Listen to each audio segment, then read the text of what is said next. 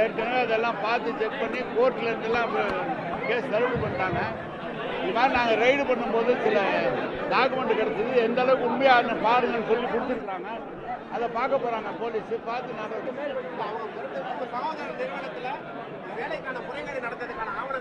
அவங்க சொல்லியிருக்காங்க, அதான் சொல்லியிருக்கிறாங்க. அந்த முறைகேடை போலீஸ் பார்க்க போகிறாங்க. நான் தெளிவாக சொல்கிறேன், நான் எந்த தப்பும் செய்யலை. இது திமுக மிரட்டி பார்க்குற வேலையா இருக்கலாம், அதுக்காக தான் இதை பண்ணுறாங்க. நாங்கள் எந்த தப்பும் செய்யலை. முறைப்படி விசாரணையில் ஒத்துழைப்பு கொடுத்து நாங்கள் எந்த தவறும் செய்ததில்லை என்ற நிரூபிப்போம். தமிழக அரசு வழக்கு பதிவு செய்யுமா? இல்லை, அவங்க விசாரிச்சு தானே பார்க்கணும், முதலமைச்சர் பார்க்கணும். இல்லை, இதை பார்த்துக்கிட்டு தான் செய்யணும். இதை பார்த்துக்கிட்டு இன்னொரு தரப்பு வந்து மூத்த தலைவர்களை ஓரங்கட்டும் வேலை அதெல்லாம் ஒன்று. இது தொடர்பாக அரசியல் கட்சியினர் விமர்சனம் செய்யறவங்களுக்கு என்ன சொல்றீங்கன்னா சார், அவங்கவுங்க ஏதோ தேர்தல் நேரம் வந்துச்சு, அவங்கவுங்களுக்கு ஏதோ ஒரு வாய்ப்பு கிடைச்சிருக்கு, அவங்க சொல்கிறாங்க. நாங்கள் அதை தான் மீறி சொல்கிறேன்.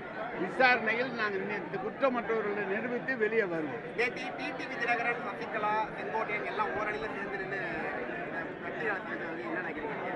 நாங்கள் என்ன நினைக்கிறோம், அவங்க ஏற்கனவே ஒன்றா தானே இருக்கிறாங்க. எடப்பாடிக்கு எதிராக நாங்கள் ஒரு அணி அமைப்புன்ற மாதிரி ஏற்கனவே அப்படி தானே சொல்லிட்டு இருக்காங்க. கடந்த காலத்துலேருந்து 6-7 மாதமாக அதான் சொல்லிட்டு இருக்காங்க. ஒரு 2-3 வருடமாக அதான் சொல்லிட்டு இருக்காங்க. நேற்று சேர்ந்துருக்காங்க. இல்லை, அது திமுகவோட பி டீம் எடப்பாடி அவருக்கு எதை எடுத்தாலும் திமுக பி டீம் பாரு, இல்லைன்னா திமுக கூட்டணியிலேருந்து எங்ககிட்ட வருவாரு. அவர்கிட்ட சொல்லி ஒவ்வொருத்தரும் அவங்க தான் வெளியே வந்துட்டு இருக்கிறாங்க. அவருக்கு வேலை என்ன? அவர் ஏதோ வாயில் வந்து பேசிட்டு இருக்கிறாரு, அவ்வளோதான்.